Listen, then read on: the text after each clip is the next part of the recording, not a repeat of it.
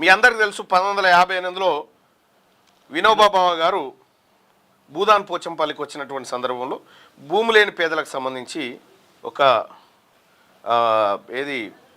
ఒక యాక్ట్లు తీసుకొచ్చారు అనుకో అప్పుడు. సో ఇక్కడ 1951 చట్టం 50 చట్టం ఉంది. ఆ తర్వాత నిజాం కాలం నాటి తెలంగాణ ప్రాంతంలో ఇది ఇక మొత్తం భూదాన్ భూములు ఎన్ని ఉండాలి, ఎన్ని ఉన్నాయి అనేది ఒకసారి చూస్తే తెలంగాణలో భూదాన్ భూముల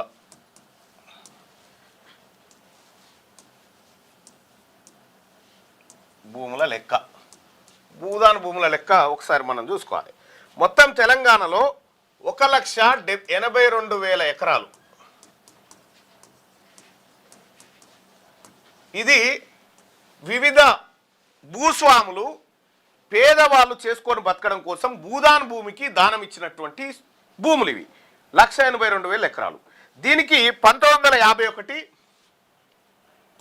ఏప్రిల్ 18, 1951లో ఈ ఉద్యమం ప్రారంభమైంది. 1,82,000 ఎకరాల ల్యాండ్ బ్యాంక్ జమ అయింది. దీంట్లో ఈ భూమిని ఈ భూదాన్ భూముల్లోకి నిజాం నవాబు కూడా ఏం చేసిందంటే 14,000 ఎకరాల భూములను నిజాం నవాబు భూదాన్ పేదల కోసం ఇచ్చిండు.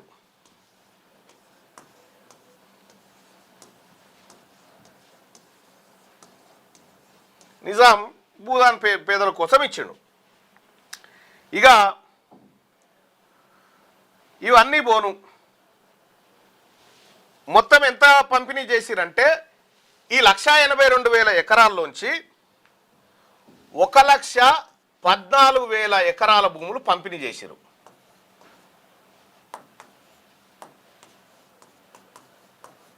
పేదలకు. ఇంకా అసలు పాయింట్ ఇక్కడి నుంచి స్టార్ట్ అవుతుంది చూడండి. 1,14,000 ఎకరాల భూములను పేదలకు పంచడం జరిగింది. ఈ 1,14,000 ఎకరాల్లో అంటే దాదాపు ఒక 68 ఎకరాలు. ప్రస్తుతం భూదాన్ బోర్డు వద్ద ఎంత భూమి మిగిలి ఉండాలి? 68,000 ఎకరాలు. 68,000 ఎకరాలు.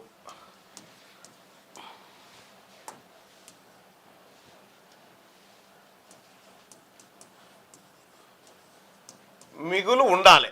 ఇప్పుడు ఉండాలి. ప్రెసెంట్గా 68,000 ఎకరాల భూములు ఉండాలి. కానీ ఇప్పుడు ఎంత ఉంది ఎరికేనా?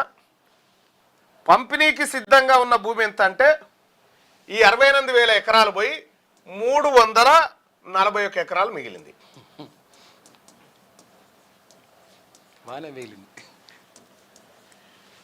341 ఎకరాలు మిగిలింది. ఈ 68,000 ఎకరాల్లోంచి 341 ఎకరాలు తీసేస్తే ఎంత వస్తుంది చూడండి. 67,749 ఎకరాలు.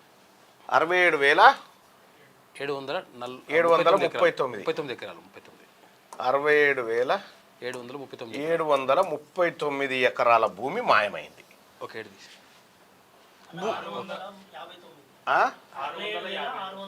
అచ్చా సారీ 700 అనుకున్నాను. 600 ఓకే అవును. 67,659 ఎకరాల భూమి మాయమైపోయింది. ఎటు పోయింది ఈ భూమి ఎటు పోయిందంటే ఈ భూములన్నీ ఎట్లా మాయమైనాయి అనేది చెప్తే, ఒకటి రంగారెడ్డి జిల్లా మహేశ్వరం,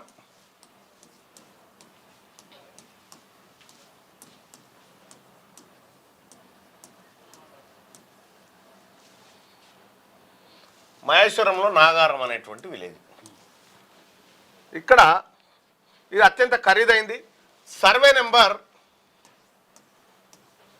194, 195. IPS ఉన్నారు ఇలా. ఈ 194, 195 సర్వే నెంబర్లో భూదాన్ భూములను కబ్జా పెట్టింది ఎవరా అంటే ఐఏఎస్ ఆఫీసర్లు, ఐపీఎస్ ఆఫీసర్లు.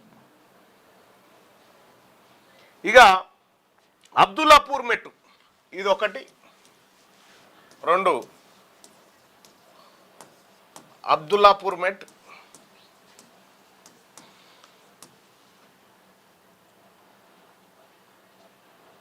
పాపాయిగూడ, కుంట్లూరు పాపాయిగూడ. కుంట్లూరు అంటే హిమాయత్ కుంట్లూరు పాపాయిగూడలో ఇక్కడ 80 ఎకరాల భూదాన్ భూమి మాయమైంది. 80 ఎకరాలు మాయం. ఇక్కడ గున్నా రాజేందర్ రెడ్డి వేసి పడేసి కొంత. దీన్ని ఈ భూముల మాయాజాలం వెనుక గున్నా రాజేందర్ రెడ్డి హస్తం ఉంది.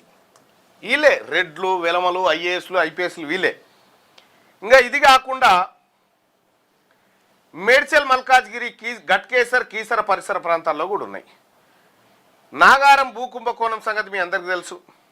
ఐఏఎస్ అధికారుల మీద ఏమేమి వచ్చినాయి మీ అందరికీ తెలుసు. ఇట్లా మొత్తం ఇట్లా రెడ్లు, అధికారులు, రాజకీయ నాయకులు కలిసి దాదాపుగా 67,659 ఎకరాలు మింగిరు భూదాన్ భూమి. భూదాన్ దగ్గర మిగిలింది ఇప్పుడు 341 ఎకరాల భూమి. ఈ భూదాన్ భూములను ఎవరు పర్యవేక్షిస్తున్నారంటే ఏం పేరు భూదాన్ బోర్డు చైర్మన్ రాజేందర్ రెడ్డి, గున్నా రాజేందర్ రెడ్డి.